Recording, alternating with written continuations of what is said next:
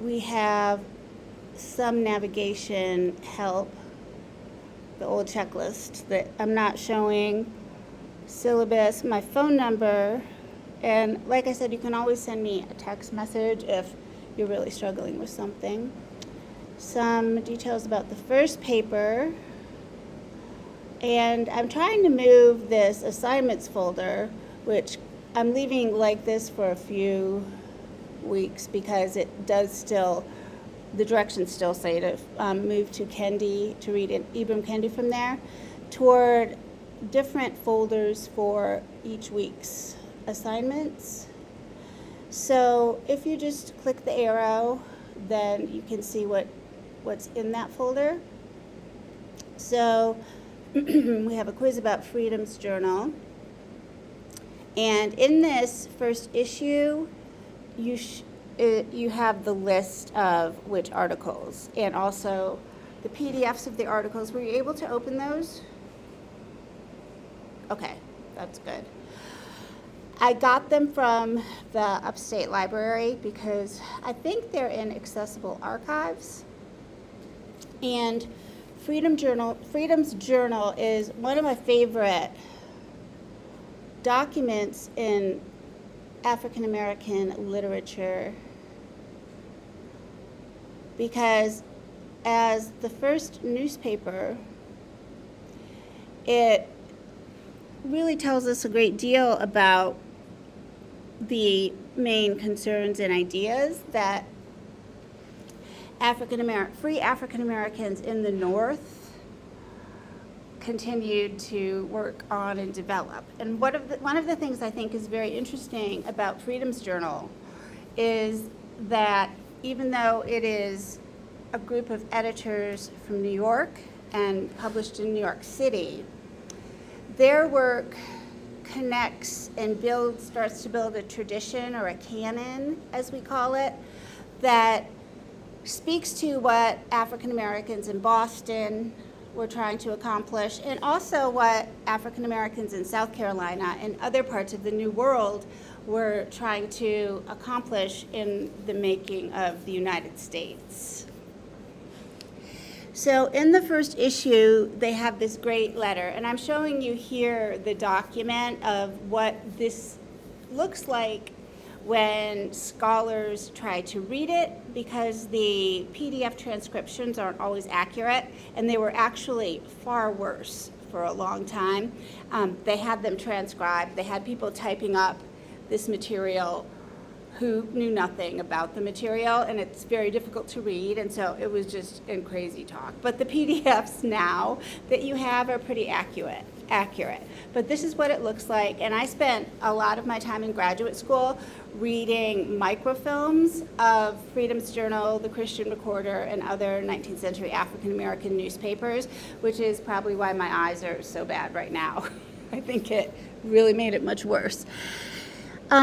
This first letter in Freedom's Journal is kind of well known in 19th century African American studies because it opens with this letter to our patrons, and one of the main points that they make is that they say, "We wish to plead our own cause."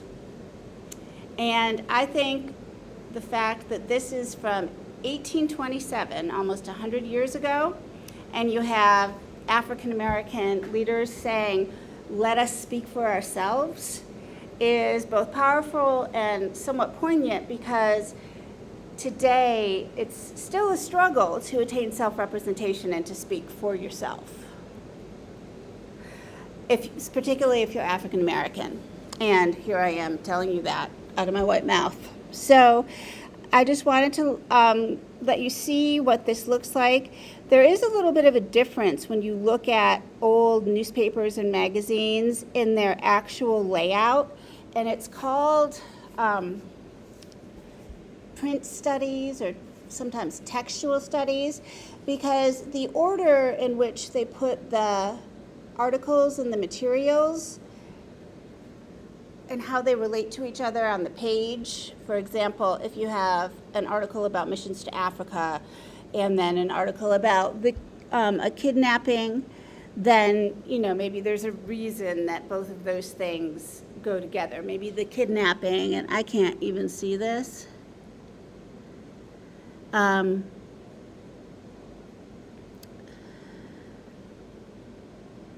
Which I think is about the kidnapping of free black people who were being sold into slavery. But, you know, we have Freedom's Journal talking about Ethiopia reaching forth its hands to God, about the darkness leaving the continent of Africa, and about the role of African Americans in Africa, because many African American missionary groups did try to return to Africa starting in the 1700s. And Freedom's Journal took an active role with Paul Cuffey and also with a man named Prince Saunders, not always to establish African American settlements in Africa, but also in Haiti. And you probably wondered why there's so much about Haiti in the articles that I selected.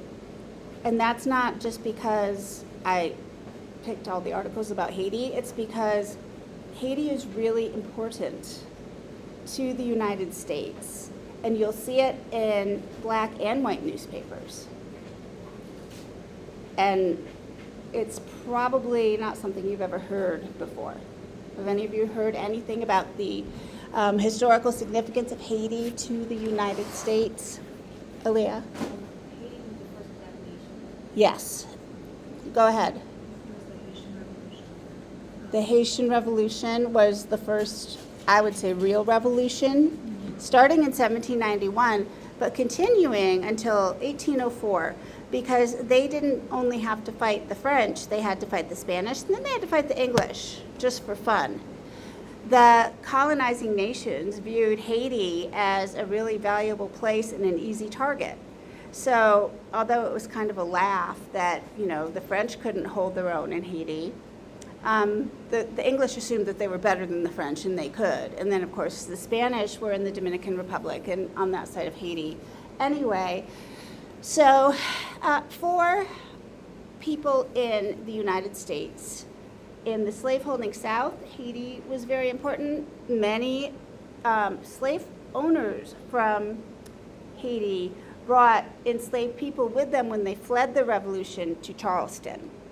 So there are some aspects of Haitian Creole in the Gullah language, and there are documents in Charleston about the Haitian Revolution written by white people who are warning that if these Haitian slaves come to Charleston, they're going to start the same trouble in Charleston. So there was a lot of fear about the revolution spreading. And then, of course, New Orleans had the greatest influx, because it was still French, of refugees from Haiti. And Haitian culture has a deep foothold in New Orleans, kind of to this day. So all of these different articles are about, you know, various topics, but there's just so much. Madame Christophe and Christophe II are about the Emperor of Haiti and the Empress, and there is the article, I think, Aliyah, yours is about inviting African Americans to Port-au-Prince, right? So the possibility that Haiti would be a good place for African Americans, free blacks, to go was an important aspect of why Haiti is so important. Do you know where Nat Turner planned to go when he started his insurrection in Virginia, long after this? He wanted to go to Haiti first, so he was going to go to Richmond. He wanted to make it to Richmond, get some boats, and Haiti would be the first stop. And then if people wanted to continue back all the way to Africa, I think that was an option. I don't think the essence of Nat Turner's plan was geographic. I think it was more spiritually kind of devised in spirit. But yes, and then Frederick Douglass, when the United States finally recognized Haiti in the 1860s, Frederick Douglass became the first U.S. ambassador to Haiti. So it's very consistently important throughout. what I want to do is show you some documents that I just added just to give you an idea of how there is that through line from Phyllis Wheatley to Freedom's Journal that has to do with freedom and anti-racism. And I thought I just added these documents. Okay, so here, sorry, it just says new document, but I'll open them. And I'll fix them later. Question? My name isn't on the list. Oh, maybe you added later. Because you're Isabel, right? Yes, ma'am. I'm sorry. You can pick whatever one you want. Okay. Yeah, there are several people missing. And you're Hannah? Yes, ma'am. Me neither. Oh, well, I did a really good job. If your name isn't on the list, you can choose whatever you want. I don't know how I messed up the list so badly, because I printed it, but forgive me for that. It's easier to do the assignment after we talk about it anyway, so don't worry. And as you know, I have no sense of time, so so this is the timeline. I think I can open it better just by doing this. This is the timeline that I call African American founders, and I made it and I use it in my Introduction to African American Studies, where we also talk about a young man who lived most of his life, he was born in New York, lived most of his life in South Carolina, and was a free man. He must have known Phyllis Wheatley because they were both supported in their publishing efforts and in all of their work by an English woman called the Countess of Huntingdon. So I would be kind of surprised if they never met, or if they didn't know each other, or if they didn't know of each other, but I haven't found the connections because I don't think John Merritt's letters, for example, still exist, his personal items and letters. He moved to Nova Scotia where after the American War of Independence, and a group of people, he was supposed to lead a group of people back to Sierra Leone, but he died. And most of the people who were supposed to go to Sierra Leone died, and that didn't happen. He was a preacher, but also had sentiments about freedom and equality, much like Phyllis Wheatley's. Also, they both knew George Whitefield quite well and the Countess of Huntingdon. Then, in Massachusetts, where Phyllis Wheatley lived and John Merritt also preached, and also where Phyllis Wheatley's husband was active among free black people, the first petition for freedom of all people of African descent went to the Massachusetts legislature. So the men who petitioned called themselves a group of Africans, and they were probably free black men, but their request was that slavery end in Massachusetts. And then a man named David Margate arrived in Charleston. He was a preacher as well. He was run out of Charleston by a lynch mob. And he was also ordained by the Countess of Huntingdon in what she called the Huntingdon Connection, like John Merritt. So this same English woman who happens to own a plantation in Jamaica takes the money from her plantation in Jamaica and invests it in this kind of black liberation struggle in the United States, which is weird. I have no explanation for that. In the American War of Independence, a man named Lemuel Haynes published a pamphlet about liberty and said, okay, this is great, liberty, let's take it all the way, folks. And it was one of the first documents to quote the Declaration of Independence and one of the first national audience documents that called for an end to slavery. In the Caribbean, Cuguano, sorry, hard to pronounce that one, publishes an anti-slavery document in England. He refers in his documents to John Merritt. So as you can see, there's this kind of network and cohort of black freedom fighters that Phyllis Wheatley is connected to, although we don't know a lot about her work in that. In 1787, the Black Carolina Corps, who had fought in the U.S. War for Independence, did not fight for the United States. They fought for England because England said they would emancipate them. So that's an interesting part of the War for Independence that we don't talk about a lot. There were a lot of black soldiers who fought for the United States.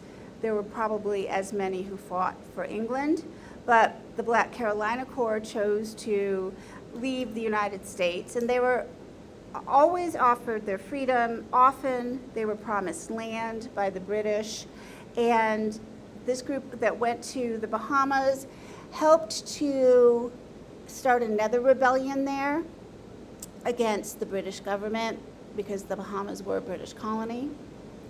And then, of course, in 1791, we have the beginning of the Haitian Revolution, and Haitian revolutionaries knew what was happening in the Bahamas and other parts of the Caribbean. So very often, the slaveholders in the Caribbean were concerned about, because the islands are not necessarily that far apart, revolutionaries kind of sweeping from island to island. So this is an 18th century timeline of revolutionary activity that connects people we don't have time to talk about in our super quick one semester of African American literature. But I have a document in this other thing that I will give a better name to later that you can download. I'm going to open it directly from my Finder. That goes a little further, connecting the Black Revolutionary Network to the Freedom's Journal authors. So it begins with, in New England, a man named Prince Hall, who's the founder of the Black Masons, and continues with an article about the Haitian Revolution in Freedom's Journal. And then we have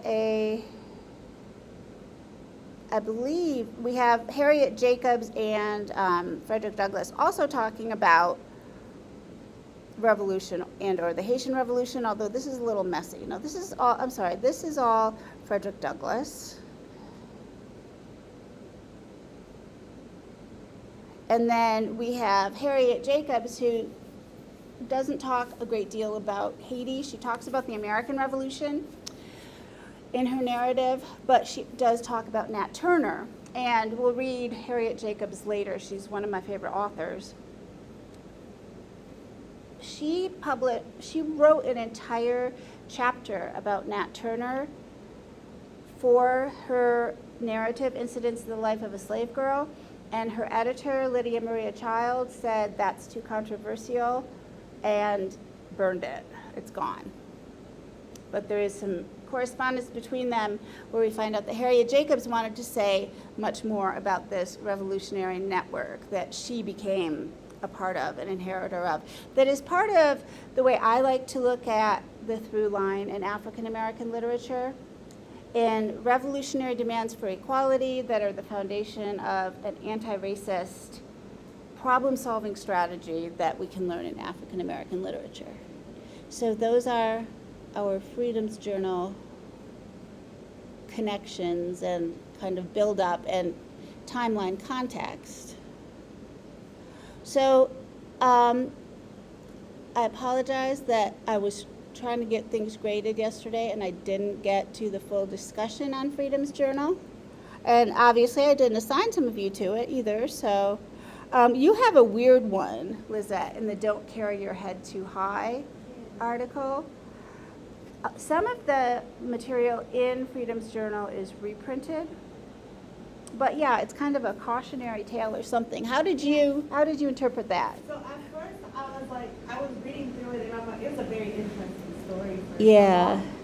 It was basically just telling him that his grandpa before he died told him to be careful and not to carry his head too high. Uh-huh. As I was reading it, I wasn't really putting much thought into it until I went back and started reading the stories about it. Yeah. Because it also, at first I thought it was people were getting too ahead of themselves. Don't count your chickens before they hatch type of thing. Mhm. But then you start to realize the man, I at least thought, the man with the pole may be a cop. The people who were talking bad about the man's wife might have thought he was stealing from them. Mm-hmm. They weren't paying the other man the money he was owed. They didn't think that he had the right to enforce it. Right. So I was like, it was just a warning that society probably doesn't want them to progress in life. They want to keep them. Right.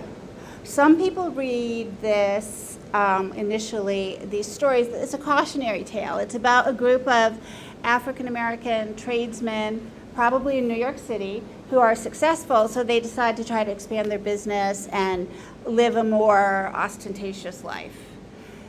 So for some contemporary readers, it makes people angry. Like, well, why can't black people have nice things? Why can't black people have a piano or, you know, own a company, etc.? And this is a kind of tricky story because on the surface you can see it that way, but it also, have you anyone heard of Booker T. Washington? Famous Atlanta exposition speech where Washington says, and this is in 1900, he tells the newly freed African American community that in all things economic, we in the United States, black and white, are like a hand. We all work together. But in all things social, we should be as separate as the five fingers.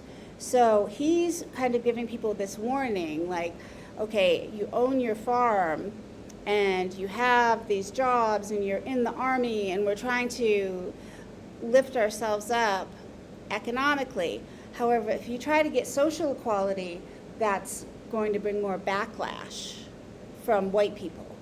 Because Washington thought that social equality was more threatening to whites than economic equality. And that's a pretty controversial position. So don't carry your head too high might not be saying don't become successful and start a business. It might have been more just be quiet about it, you know, because they will come for you.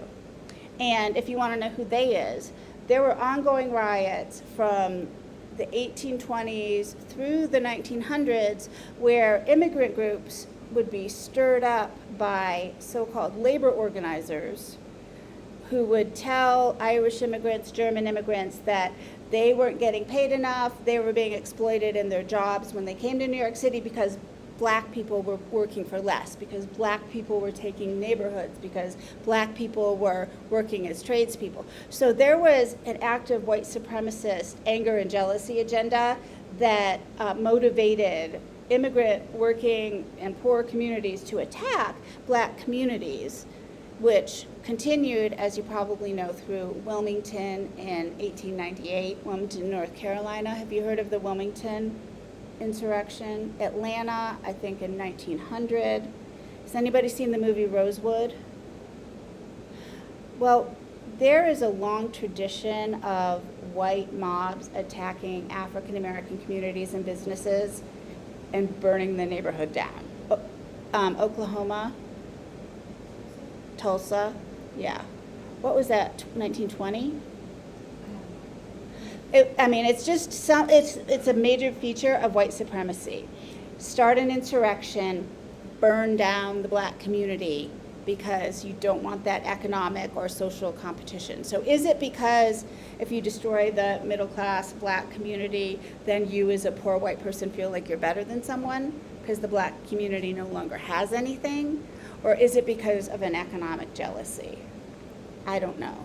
But it's a long-standing white supremacist tradition to attack and burn down and take away and lynch successful black people. So, you know, that's kind of related to the don't carry your head too high warning, meaning don't let them know.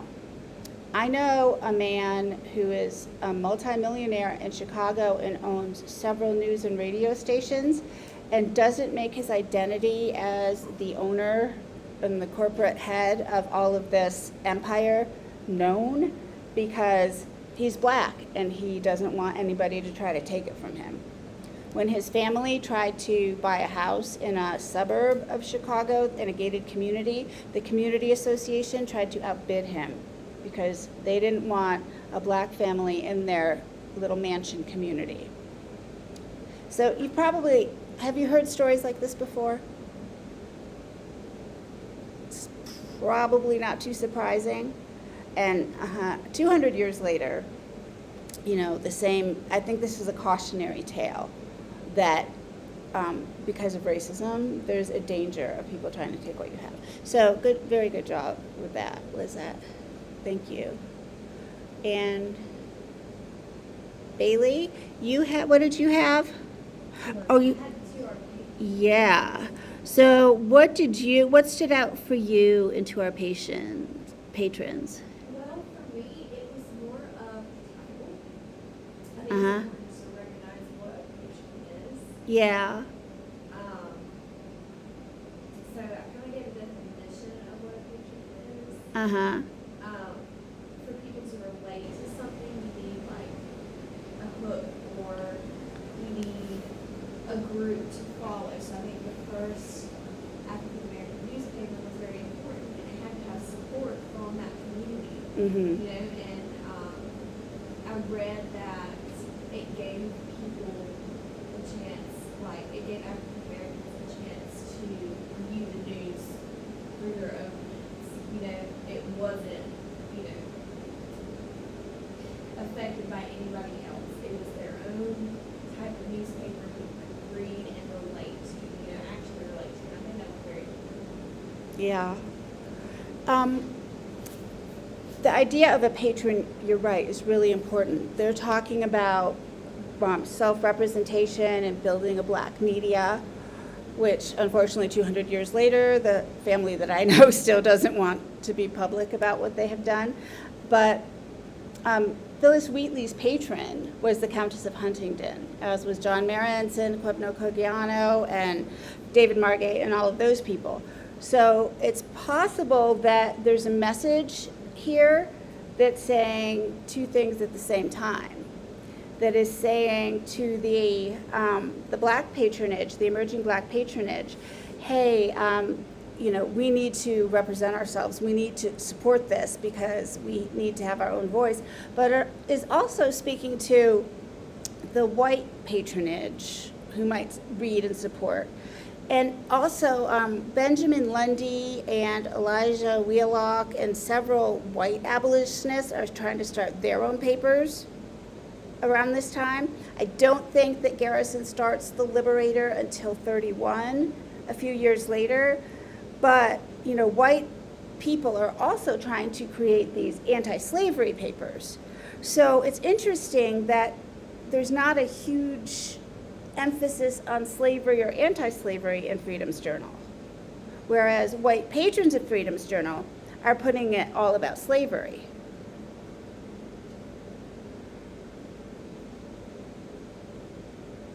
What are they talking about instead of talking about slavery in this newspaper as they plead their own cause and speak for themselves? Also, you're right, slavery, the abolition of slavery in Massachusetts and New York is taking place around this historical moment. Although there are always at least 10% of the African American population in the United States that was born free. And the tendency is often to assume that slavery, encompassed the entire community and culture. So why do you think that in their discussion of pleading their own cause, that they attend to so many other subjects and such a wide range of subjects? So it doesn't overload.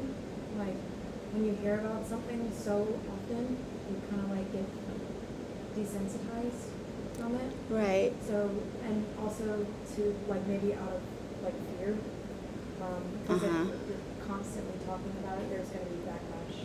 Well, right. If they're going to talk about anti-slavery in the United States, then they'll be more like Haitian revolutionaries instead of just people who love to talk about Haitian revolutionaries. It kind of makes a double a little distance from the idea of revolution by talking about it in Haiti all the time. They're not saying, let's have another revolution in the United States. And this is also a patronage largely of free blacks, although David Walker, who was a very charismatic revolutionary speaker who quoted Thomas Jefferson and the Declaration of Independence extensively in his speeches, was an agent for Freedom's Journal. And David Walker came to South Carolina too, but the copies of his appeal to end slavery in 1831 or 32 were confiscated in the port of Charleston, and Walker was poisoned.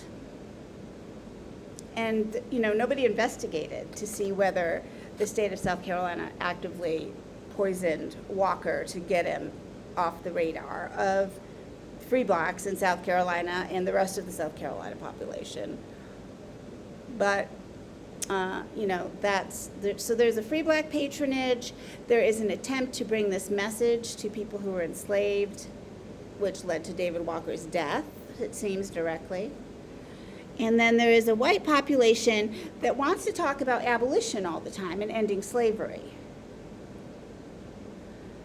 So in the Don't Carry Your Head Too High example, there's a struggle going on among free black middle class communities in New York City that has nothing to do with slavery, right?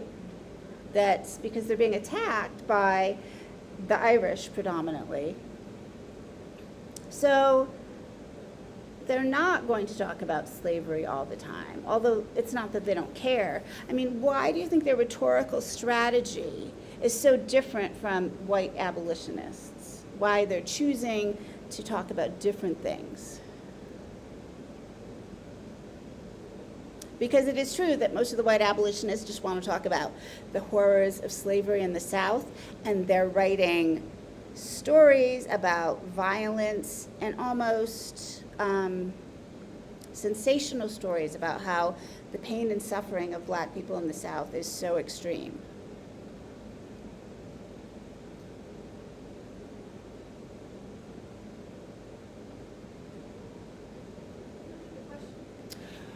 I'm going to repeat the question, and that thing's loud, sorry.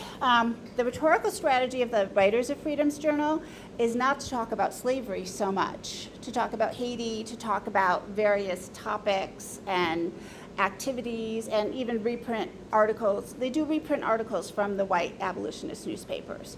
The white abolitionist newspapers or speakers, instead of talking about the spirit of liberty and equality and revolution, are talking about the horrors of slavery and the physical abuse and the suffering of enslaved people in the South, to the point that it's almost sensationalizing the violence and horror of slavery.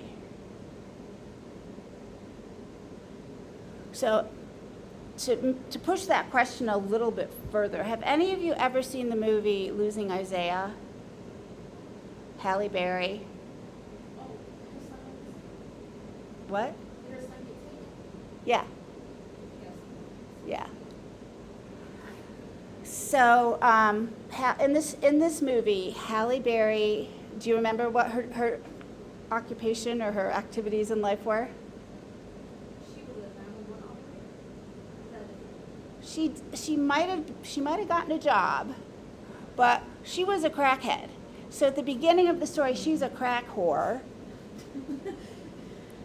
and her son gets taken away, and like some white blonde actress, whose name I don't remember, adopts the little boy.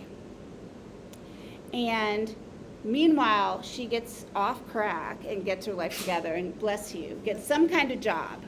And she wants to get her son back. And I think she does. But the sympathy in the movie is all on the side of the white woman.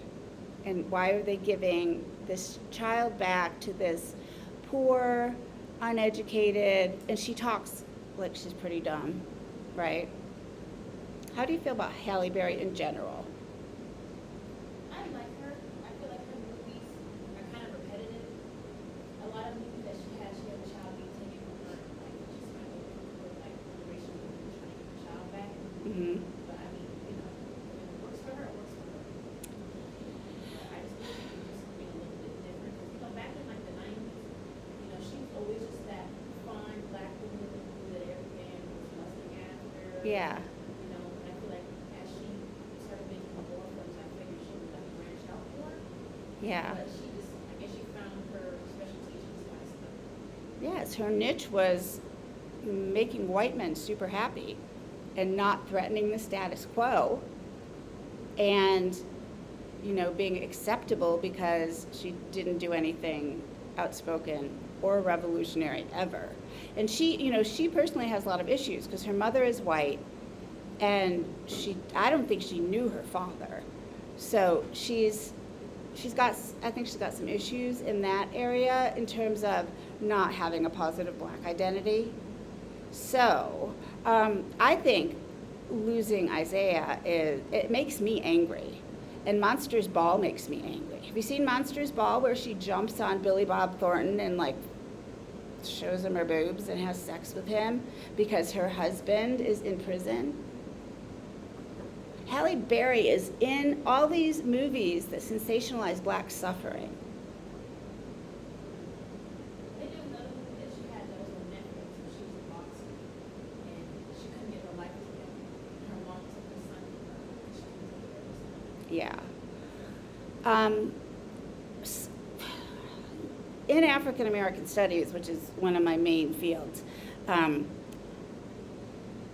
white people enjoying black suffering, like in Losing Isaiah or in Monsters Ball, and having these white heroic characters like Billy Bob Thornton and whoever that blonde woman was. It might have been like somebody, Diane Lane, I don't know, but I'm probably wrong, or Jessica somebody.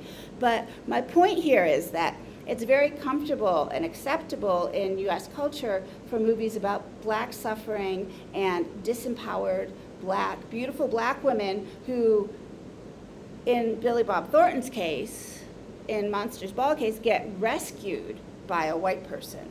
Like a white savior. White savior, yeah. Yeah, and so some of the tropes in films about African Americans that are troubling are the white saviors and also the magic Negroes.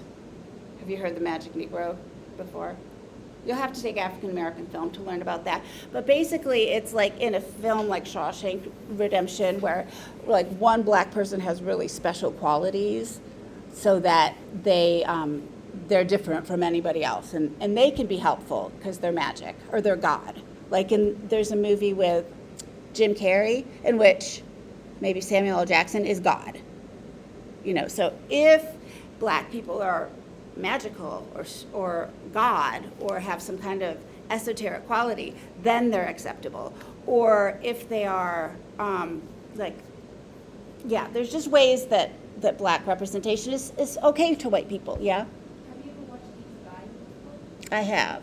That kind of reminds me of that, where like the aunt and the niece were both psychic, and so like the aunt, like, all of her husbands died. She could never get them in because they would die after a while. Mm-hmm. The mom was cheating on, I think the dad was cheating on the wife, and the mistress's husband killed him right in front of the daughter. It was just crazy. Yeah. Yeah. So anyway, what this brings us to is Freedom's Journal is not going to make suffering porn the emphasis of their paper. They're not going to talk about black people as victims, black people as helpless, black people as magical. Not that abolitionists really did that. Whereas white abolitionists were very invested in being the saviors to the poor, enslaved, suffering black people. So that creates a hierarchy where white people are still on top. They're still in charge, and they're going to be the saviors. Freedom's Journal is working so hard to create a sense of a black nation within the nation where black people can be in charge of things and run their own affairs and plead their own cause. So that's part of why Freedom's Journal is really important in this revolutionary timeline. And that's why Harriet Jacobs is important, because her master abuses her, but she tells him, you have no right to do this. Whatever I do is between me and God. And, you know, she's refusing to be a victim, even though he then beats her. She doesn't write about the beating. She writes about her own self-sovereignty, her empowerment as a human being, you know. So that's part of why this is important. And then, of course, if you're talking about a black nation within a nation, if you're talking about black revolutionary leadership that as a through line, then these stories about Madame Christophe and being an empress who did have to leave Haiti, I believe her husband committed suicide, but he could have been assassinated, and the details probably in there. We're talking about black royalty. We're talking about a black empress in Europe who is behaving in a noble manner and whose daughter will marry, and I don't think I gave you that article, but eventually her daughter does marry a noble, a prince or something in Italy, I think. So they kind of make it sensational and try to get people's attention, but they're talking about black nobility here and about the ways that, despite, as Gina says, despite her title and her honors, she is most concerned about her family. She loves her family and is devoted to them. And she's basically a pretty humble and content person. Whereas if you think about Napoleon and Josephine, have you heard about Napoleon and Josephine? Napoleon, the little short French guy with the Napoleon complex who invented it, wanted to have an empire as well. His wife, Josephine, did visit Haiti, and her sister, Josephine's sister was married to one of the major commanders in Haiti, and they were very decadent. They're like Kardashians. They weren't noble women caring about their family. They were interested in showing off their money. So again, going back to don't carry your head too high, don't be a Kardashian, don't show off what you have, just because it's gross, but particularly if you're African American, if it's dangerous, be noble, bring forth a true intention to care about your family and support people. So here we have another to our patrons from Shelby. And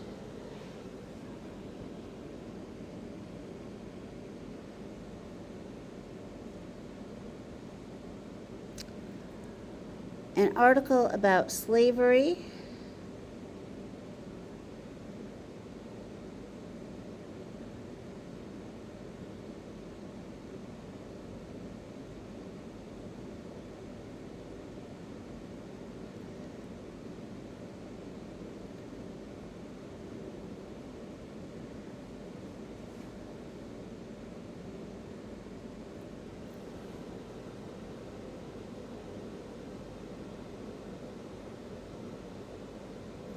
So we're using ethos with Aristides and with references to ancient Greeks or Latin, references to the classics.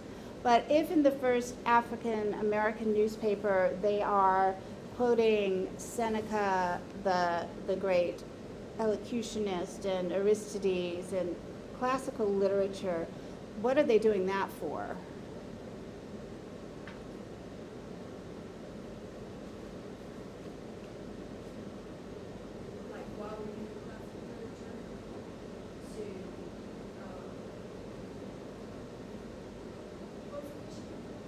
Why are they making references in a newspaper to classical literature? Well, I think classical literature is a lot to show, obviously there's a lot of themes and important history in there that can go back and not just make a point. So I think it's important to look back at literature with a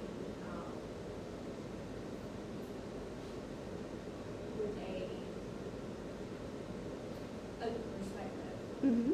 where you can help convince people to see. Mm-hmm. I do think literature has a good reason And so at Harvard, they have classes in classical elocution where they have to memorize and give these speeches by Seneca or the great classical, yeah? I think it's also because it's familiar.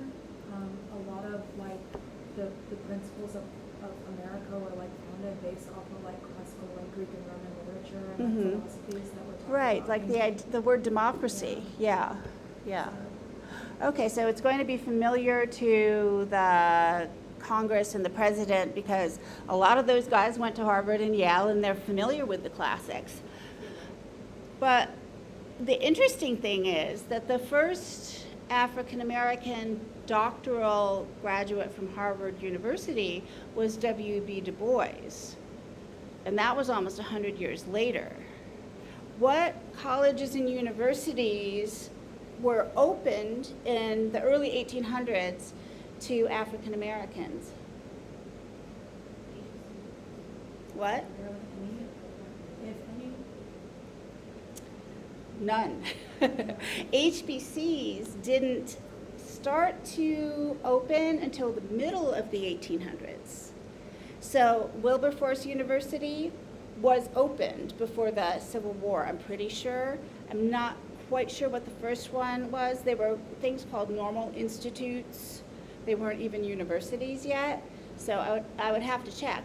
But here we have 5 black men who are talking Greek and Latin, not referencing Greek and Latin, referencing what you would learn at Harvard or Yale.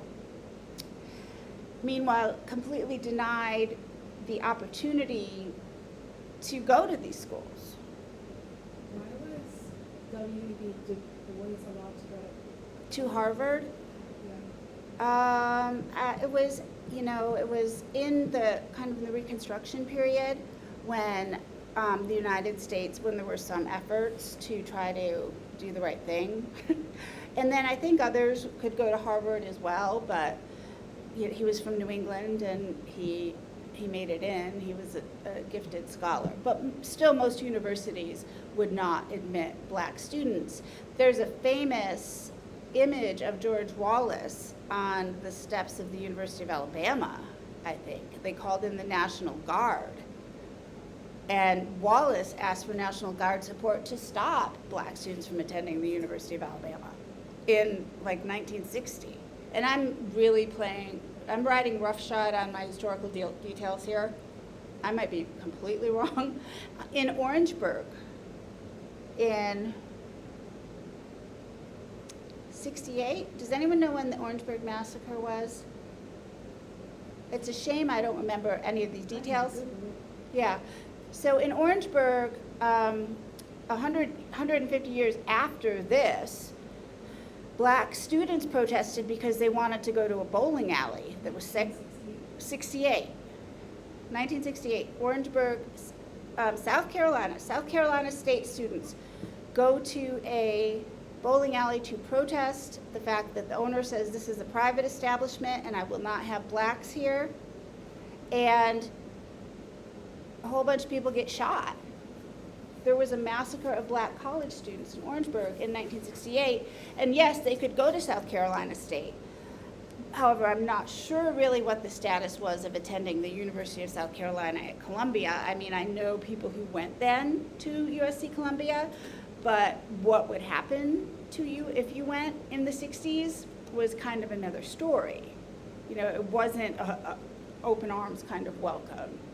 And I think I don't know if there was still segregation in the dormitories, but in Orangeburg, you're in college, you want to go bowling, and it results in a massacre in 1968. Yeah, so when we go all the way back to 1827, here we have this group of black men conversant and knowledgeable in Greek and Latin who want to speak for themselves. Part of what they're saying is, don't worry about our intellect. They're speaking and writing and using rhetorical strategies and references at a level way above most of the population of the United States. Meanwhile, Andrew Jackson was president. I don't know if he still is in 27, but Andrew Jackson is the universal manhood suffrage guy. And previously, the only people who could vote were landowning white men, who were kind of the smart guys. And therefore, if you're a landowning white man and you can vote, you have to be educated, and you probably should know some Greek and Latin, although maybe not even all of them did. But then Andrew Jackson is like, if you're a white man, you should vote, you know? And any white man in the United States then, whether or not he can read, including the Irish immigrants who are attacking the black community, they have the right to vote now. So by using the reference to Aristides or to the ancient Athenians and to talking about these classical concepts of democracy, they are demonstrating that they could have voted even before Andrew Jackson, if not for racial prejudice. So whereas abolitionists, white abolitionists in particular, aren't that savvy about racial prejudice, they're just making lots of emotional appeals about slavery being awful. This particular newspaper, and people like Phyllis Wheatley, who also love to talk about, you know, Greek and Latin and all of those things, they are following an anti-racist agenda. So the difference between anti-slavery and anti-racist, even in this moment, is really big. And you can see it if you look at Freedom's Journal, and then you look at a white abolitionist newspaper. Because you're seeing completely different representations of black people.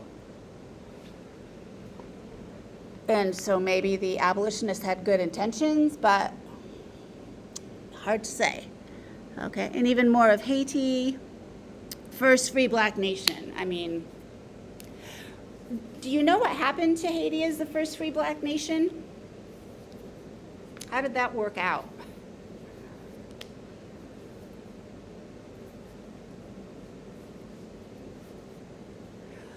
The United States under Jefferson, England for probably longer than Jefferson, Spain and France all boycotted Haiti. So Haiti, prior to the revolution, had been the sugar bowl of the world. It was one of the richest colonies because, not because the people who were there that were enslaved were rich, but because their production of sugar made France such a wealthy nation. And then in Jamaica, of course, they were growing sugar, and England and the Countess of Huntingdon are getting wealthy. So the Caribbean was this place where you could grow commodities like sugar and make ridiculous amounts of money. So after the revolution, the freedom fighters in Haiti were like, we're not doing that sugar cane. Because cutting sugar cane is something that will result in you being worked to death within probably 3 years. But it was cheap enough to keep importing people from Africa to just replace those who died. And people would die because they had to use machetes to cut the sugar cane, they were bit by poisonous snakes, they would cut off limbs, and they were treated incredibly harshly. So, oh yeah, and yeah, I can't even mow the lawn in South Carolina, much less cut sugar cane in Haiti. So when people achieve their freedom in Haiti, they're like, there will be no sugar in Haiti, thank you very much. That's white people nonsense. Refining sugar, making sugar white, clearly evidence of the devil. And Phyllis Wheatley even mentions it on Being Brought from Africa to America when she says refined. It makes me think of sugar. But anyway, the people in Haiti are like, we're splitting up all the land, and we are going to make our own self-sufficient farms. And they were basically like living an ecological dream in earth pods. You know, they were self-sufficient, completely democratic. Women were given land in Haiti that they owned, that they could cultivate. They had more gender equality, relative gender equality than anywhere else in the world, and they had complete racial equality. Even if you were white and you were in Haiti, if you were like, I'm black, I'm Haitian, I'm down for the cause, it was okay. If you were trying to exploit people and make race into a black versus white thing, this guy named Jean-Jacques Dessalines rounded you up and probably killed you at a certain point. But my point is that Haiti was a really cool place where there was a sustainable lifestyle and people didn't want to get rich. They just wanted to farm and own land and support themselves. And and like England and other countries just wouldn't leave them alone. Spain kept attacking. There were ongoing attacks and attempts to take over the island again. But people wanted this complete equality, this real egalitarian society in Haiti. So they did grow things to sell because they needed to have some defense. So, you know, there was some coffee growing, but nobody would buy their stuff. And nobody would import or export goods from Haiti. It was called the cordon sanitaire. It was like there was a big imaginary rope around Haiti that nothing could go in or out of in trade in an attempt to devastate the economy. Because, you know, people had surplus in Haiti. It was a good place to live. And living a completely subsistence life wasn't practical because you needed to have a nation in self-defense when you're surrounded by, you know, white colonizers. So, yeah, so that's part of what was happening in Haiti. In 1835, and no one would recognize Haiti as a nation. Maybe, no, I don't think anybody did, because all of the other Caribbean nations were colonized. I think there are Latin American nations that might have gained their independence and recognized Haiti, but I didn't finish that book on Latin American revolutions, so forgive me. But long story short, in 1835, France said, okay, we'll recognize Haiti as a nation and we'll even trade with you a little bit.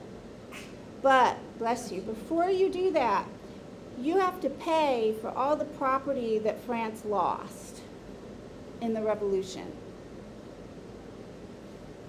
which in today's dollars would be the equivalent of trillions of dollars. So starting in 1835, Haiti was like, okay, we're a modern nation, we need to be a modern nation. Haiti started paying this debt to France that they never paid off, that is part of the reason that Haiti is still impoverished today. Because people had to be taxed to pay off France so that Haiti could be recognized by France. The United States didn't recognize Haiti, I don't think, until 1865. Then I'm not sure when or if or how England recognized Haiti. But you know, the racism against Haiti has been really profound. The racism when the United States Marines occupied Haiti, starting in the 19-teens until the late 1930s, so they could make sure that the United States could build button factories and clothing factories in Haiti and have children, kind of like they do in China now, you know, have 5-year-olds put buttons on things.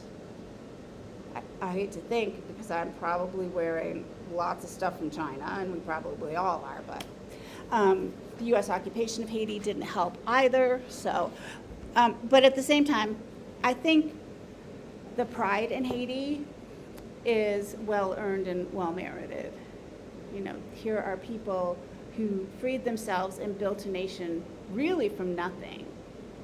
Whereas in the United States, yes, Jefferson and Washington did some amazing things with their plantations and their slaves to, you know, support their scholarship, their travels to France, and their life as educated leaders. But, so this is, you know, this is anti-racism in Haiti. Let me ask if you have any questions. What's here so far about Haiti is fantastic, or what's here so far about Freedom's Journal is fantastic. People did a great job. You can, if you don't want to start like a different article or look at something new, you can reply and add more of what we talked about and the connections perhaps that I made in class. Sorry, I've been talking too much again.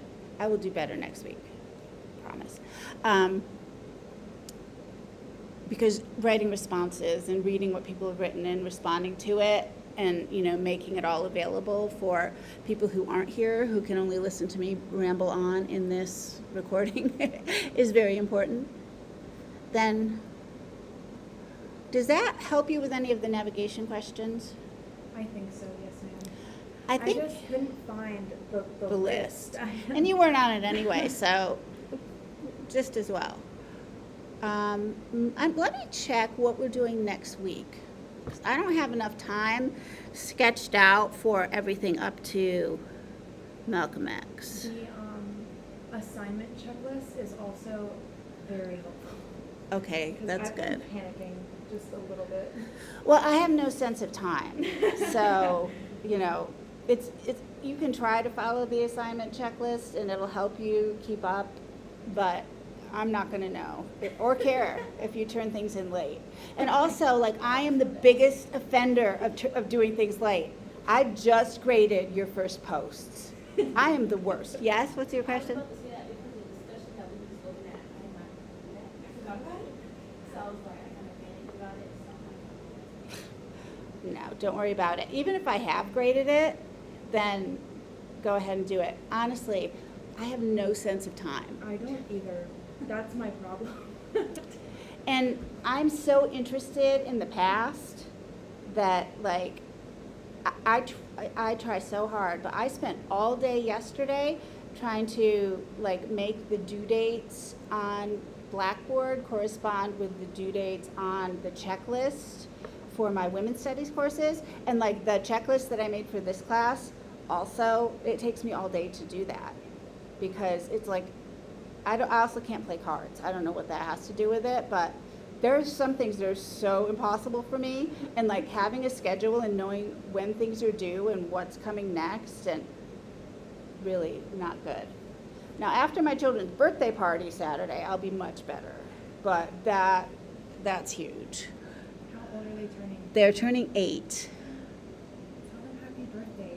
I will. From me. They will care because they love my students. I've taught most of the basketball team, the men's basketball team. So they love the men's basketball team. And I turned on the WNBA and they were like, "Is that an upstate? Is there a game? We gotta go." And I was like, "No, those are women and they're in Phoenix, Arizona. Don't worry."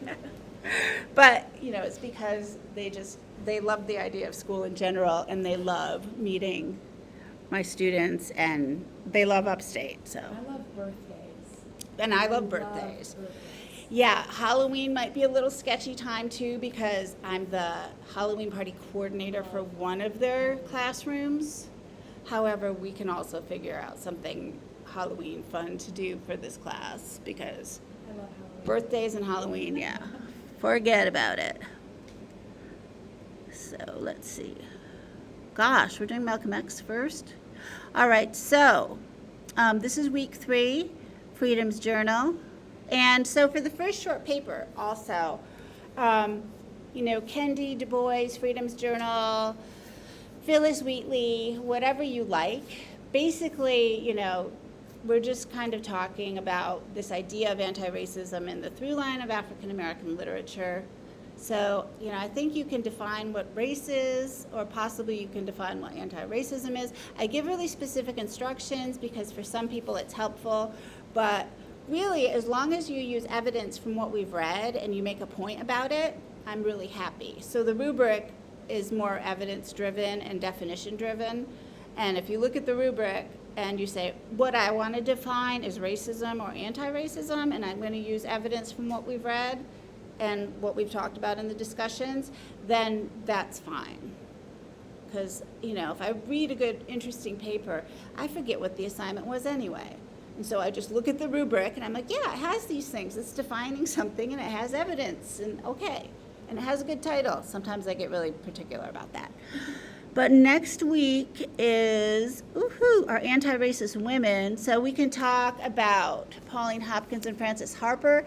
And I think I might need to add another document. So I added that Black Revolutionaries document, which is a lot of it about men. But I have another one that talks a little bit more about Wheatley and about Harper and Hopkins in a slightly different context. So it's moving more into the 1800s, the 19th century, and more in the revolutionary women and African American literature. Then we'll do the poet Paul Laurence Dunbar. Yes? Are we supposed to be reading the Bluest Eye? The Bluest Eye. We will read the Bluest Eye. Did I forget to pull it on the syllabus? No, it's on there, we just, I think she was just asking like if we needed to start reading it already. Yeah. Some questions on it with the Oh, right. And yes. questions, I was kind of confused. Yeah, that's my problem with time. I meant to fix that. I'm sorry. We can go back and look at that because it's just like the through line, and I've taught these things in different order before, and then I forget to fix the quizzes. Or sometimes I forget to fix discussions, and I tell you to like work in groups, and there's no group assignment. So when I do stupid things, you can ignore me, but you can take it multiple times, and then when we actually are reading the Bluest Eye, we'll be like, oh yeah, that totally makes sense. I see that now. Okay, but it's like me not having a sense of time, and I apologize, but it's a time capsule trip into the future when that will make sense to you. I will not put it on the exam now because I try to be conscious of what day it is when I post exams and things like that. Are we reading the Bluest Eye before or after the Autobiography of Malcolm? After. Okay. So we'll have the Revolutionary Women, then Paul Laurence Dunbar, and that's like our super fast trip through the first 200 years. Okay. And then Malcolm X is, well, the thing about Malcolm X is his autobiography is about the mid-20th century. And so is The Bluest Eye, but The Bluest Eye was actually published in 71 or 72, but it's about the 1940s. So the 40s through 60s are another interesting time period, and it's all really interesting, but I just have to make selections, and I'm hoping that what's making sense is this concept of African American literature as a revolutionary, problem-solving, ongoing conversation about freedom. Okay? So next week, woohoo, our Revolutionary Women. I'll make sure that document's there. And if I forget things and mess things up, tell me just send me a message at that moment. Like, why? What? It's okay. And you know, but it's just because I'm clueless. So forgive me for my little missteps there. And now we have 2 minutes left. Any other questions? For the paper, is there a specific format you want it in? No. I would like it on Blackboard, and I would like to be able to copy it or download it. Like Word would be great because I do like to give feedback, and I like to use track changes. But I like titles. I like your name on it. But really, like, I know there's a lot of emphasis in other classes on font and all this. If I have to write another thing in APA, I'm going to lose my mind. Stop making me write in APA. I'm equally bad at all of the citation systems. So you can do it however you want or make up your own system, and I won't know the difference because I think it's part of the ADD dyslexia combination that since those things are so reliant on where to put punctuation for no logical reason, it's completely incomprehensible to me. So however you want to do it or don't do it, I know what you're talking about. I can recognize quotes from almost any. If you've never seen Family Reunion on Netflix, they have a Bible quoting contest. But like I could do that with quotes from the text that we read. You know, I'll know what it is. Don't worry. And I'm not going to say you plagiarized if you don't have an MLA citation for Freedom's Journal, April 1827. Now, that said, all of my colleagues hate me because I'm lax about that, but I don't care. I want to see what you think. I want to see how you can use evidence and make a point. I don't want to see if you know where the comma goes and where the parentheses go. Who cares? It's all dumb to me. If you're really good at it, it's a valuable skill, and I congratulate you. And I don't mean to demean your skill set. I'm just saying, I'm never going to be able to do it. So that